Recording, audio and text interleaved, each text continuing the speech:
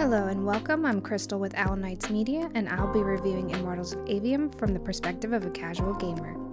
This game is a single-player first-person magic shooter and follows the story of Jack as he joins an elite order known as the Immortals to save the world. It was developed by Ascendant Studios, a studio created by a group of veteran Dead Space and Call of Duty developers. This game can be played on PC, PlayStation, and Xbox. I personally played it on the PS5 as it was a free game for the month of April, and it definitely shocked me with how good it was. To begin, I'd like to talk about how the story is handled. I don't want to touch too much on the plot as I don't want to spoil anything, so instead I'll tell you the things that I did love or found off-putting. Story itself is very well written. It's one of those stories that keeps you coming back for more because you want to know what happens next. With each scene and interaction being voiced, it allows you to feel like you're playing in a movie, that you occasionally get to dictate what's being said as dialogue options happen every now and then. With that being said, some of the interactions or cutscenes were quite long, which isn't necessarily bad, however you can't just save mid-cutscene, let alone skip it. Say you need to shut down because you have somewhere to be or something to do. Well, there goes your progress. You'll have to start at the last save before the cutscene and do it all again. This isn't a major deal breaker to me as I only had it happen once, however it is something to be aware of as a casual gamer who doesn't have much time on their hands. For a game packed full of cutscenes from the very beginning, and even the ability to play back from the start with all the fun gear you find, I'm a bit shocked to not see a skip option available. The second thing I'd like to talk about is the magic and gear. Jack has a rare power known as Treyarch. This is the ability to use all three forms of magic. Red magic harnesses energy in extreme ways, unleashing a destructive beam or can be used to disrupt or disorient enemies. This magic was the most difficult for me to use as oftentimes the sigil only allowed for a couple shots and depending, even only one shot. With a reload animation delaying me, I found myself quickly swapping off of it. Although, based on its abilities, it seems that's what it was designed for.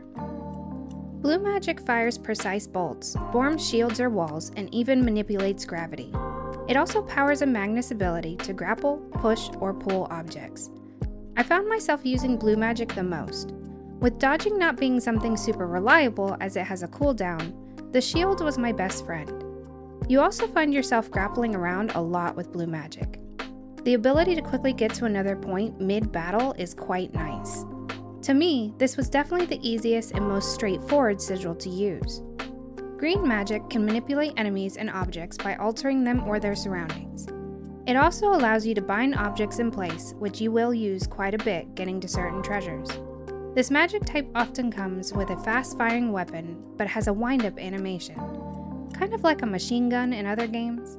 All of the magic abilities you get feel super solid to utilize once you get used to them.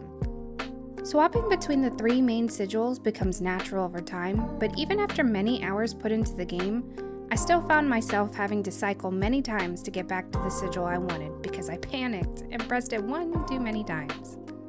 Aside from sigils, we also have totems, rings, and bracers. These three gear items support your playstyle and tend to buff the three magics in one way or another. Gear can be attained through the story by defeating bosses, exploring Shatterfanes, found in chests, or crafted in the forge. I found that as I was going along with the story, I got more than enough resources to not only craft gear, but level them up. This made focusing just on the story that much easier for me. The only things I couldn't defeat with the original story gear was the 6 bosses you unlock after you beat the story. However, when you enter their dens, it gives you a very clear warning that it's difficult content. Overall, I feel like the magic system and gear are solid and a lot of fun. The last thing I'd like to talk about are the puzzles. There are many unique puzzles in this game. Easy ones like binding a gate before it shuts so you can run over and open a chest, to complex ones like towers that rotate and make you utilize your entire kit.